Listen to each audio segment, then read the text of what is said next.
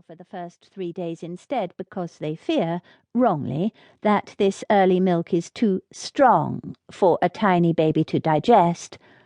These far-off communities do not know that giving honey to a baby creates a risk of infant botulism. From our first year of life, human tastes are astonishingly diverse. As omnivores, we have no inbuilt knowledge of which foods are good and safe.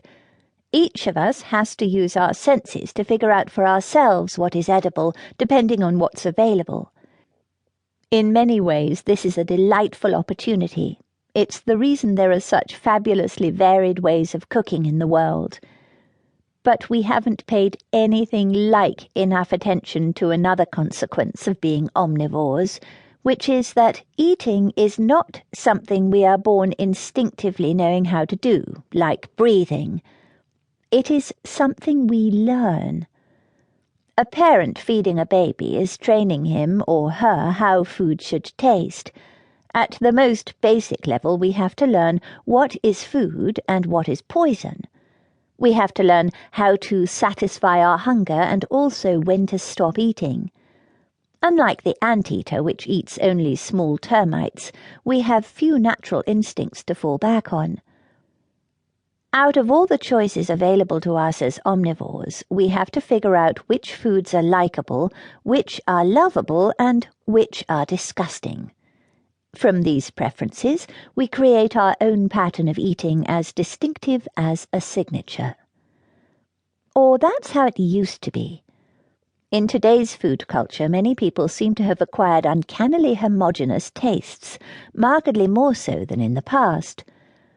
In 2010, two consumer scientists argued that the taste preferences of childhood provided a new way of thinking about the causes of obesity.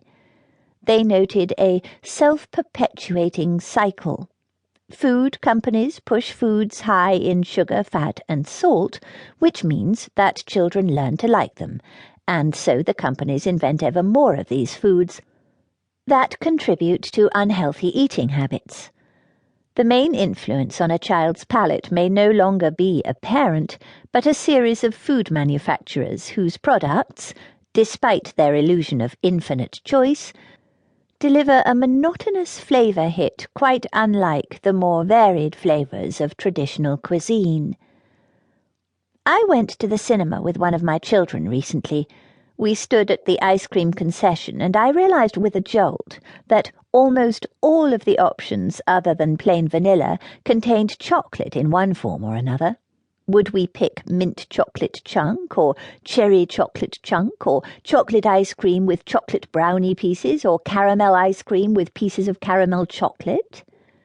The danger of growing up surrounded by these endless sweet and salty industrial concoctions is not that we are innately incapable of resisting them, but that the more frequently we eat them, especially in childhood, the more they train us to expect all food to taste this way.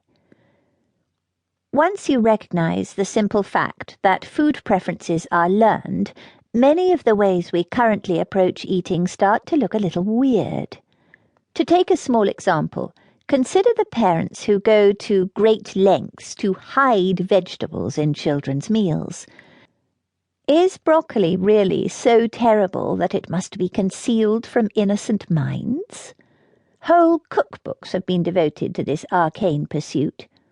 It starts with the notion that children have an innate resistance to vegetables and will only swallow them unawares, blitzed into pasta sauce or baked into sweet treats. They could never learn to love zucchini for its own sake. In our harried, sleep-deprived state, as parents we find it hard to play the long game. We think we are being clever when we smuggle some beets into a cake. Ha! Tricked you into eating root vegetables. But since our children are not conscious that they are consuming beets, the main upshot is to entrench their liking for cake. A far cleverer thing would be to help children learn to become adults who choose vegetables consciously, of their own accord. By failing to see that eating habits are learned, we misunderstand the nature of our current diet predicament.